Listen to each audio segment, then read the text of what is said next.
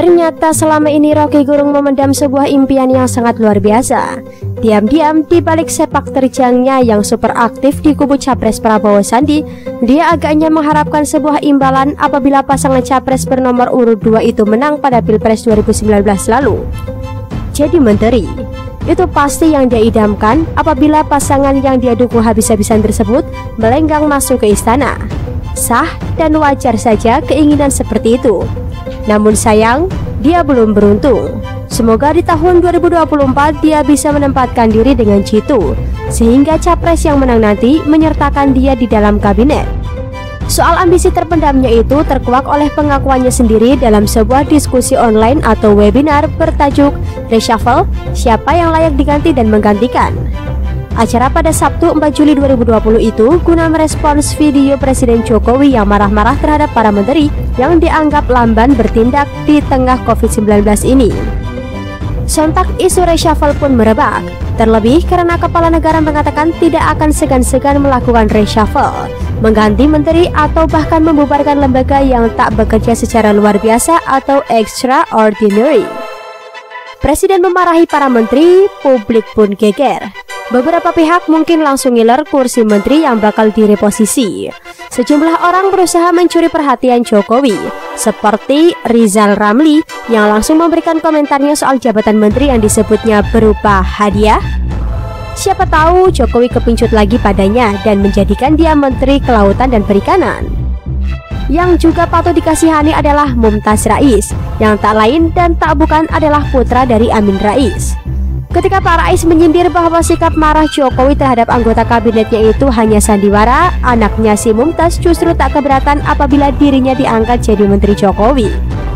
Konon, yang menyodorkan namanya itu adalah Partai Amanat Nasional atau PAN, di mana putra Amin Rais itu menjabat Ketua DPP PAN Bidang Pengembangan Organisasi dan Keanggotaan atau POK. Artinya, anak muda ini memang bukan orang sembarangan. Kalau memang Tuhan punya jalan lain, ya saya siap. Harus siap karena panggilan negeri, kata Mumtaz saat dihubungi detik.com Kamis 2 Juli 2020. Seputar isu penyodoran namanya sebagai calon menteri oleh partai, hatinya berbunga-bunga, pasti membayangkan dirinya mengenakan pin menteri di baju safarinya. Isu reshuffle menteri dengan jeli digarap oleh penyelenggara diskusi online dengan menyelenggarakan webinar dan menjadikan Roky Gerung sebagai salah satu narasumbernya.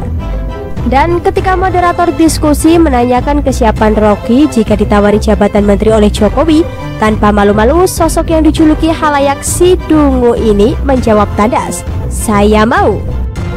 Jabatan yang dia dambakan adalah Menteri Hukum dan HAM atau Menkumham. Keinginan ini menjadi relevan sebab Menkumham Yasona Lawli santer diisukan sebagai anggota kabinet yang paling berpeluang dilepas. Pasalnya, publik menilai menteri yang satu ini melakukan sejumlah kebijakan yang kontroversial terkait kebijakan asimilasi terhadap 30.000 narapidana di tengah pandemi corona.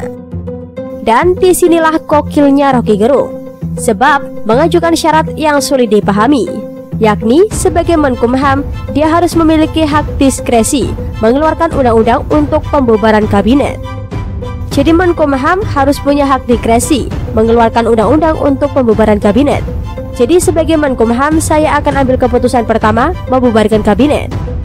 Orang kok bisa mengajukan syarat seperti ini? Sebab dalam pemahaman publik selama ini, bukankah presiden sebagai kepala negara yang punya hak prerogatif mengangkat menteri dan menggantinya sewaktu-waktu apabila dinilai tak sesuai ekspektasi? Atau apakah memang ada aturan seperti itu, di mana seorang menteri punya kewenangan membubarkan kabinet? Kalau seorang menteri bisa membubarkan kabinet, lalu presiden itu apa? Wah, jika memang ada undang-undang atau ketentuan semacam itu, kita harus berterima kasih kepada Roky Gerung karena dia telah berjasa menambahkan sebuah wawasan atau pemahaman kepada kita. Tapi, kalaupun memang ada ketentuan seperti itu, Menkumham bisa membubarkan kabinet, presiden mana yang bersedia memberikan hak diskresi kepada menterinya? Maka dapat ditebak bahwa Roky memang tahu diri tak akan pernah diberikan jabatan, apalagi menjadi menteri oleh Jokowi. Kecuali mungkin jika Roky Gerung bersedia diangkat menjadi menteri urusan kaum wanita. Tetapi itulah Roky Gerung yang dalam kondisi di awang-awang pun masih sok jual laga. Dia menyatakan bersedia menerima tawaran jadi menteri, tetapi dengan syarat yang bahkan tidak ada dalam daftar. Itu artinya Roky Gerung sadar bahwa dirinya memang sangat tidak punya kapasitas dan kapabilitas untuk menjadi menteri di Kabinet Indonesia Kerja. Lagi pula, kalau sampai orang semacam Roky Gerung ditawari jabatan menteri oleh Jokowi, publik pasti akan bertanya-tanya dengan wajah frustasi. Memangnya di negara ini tidak ada lagi orang sehingga yang macam ini pun masuk dalam kabinet?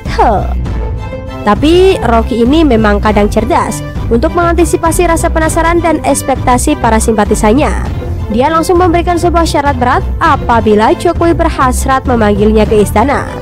Sebuah syarat yang tak mungkin digubris oleh Jokowi. Sama mustahilnya si Roky Gerung ditawari kursi kabinet. Maka kita simpulkan saja bahwa persyaratan yang tak masuk akal itu hanyalah rintihan putus asa Roky Gerung merasa dirinya tak bakal dilirik jadi menteri. Tapi pihak-pihak yang ngiler jadi menteri mungkin akan patah hati dan kecewa. Sebab Menteri Sekretaris Negara Pratikno baru-baru ini menegaskan bahwa reshuffle belum diperlukan. Sebab pasca marahnya presiden, para menteri langsung siuman dan tancap gas bekerja dengan luar biasa.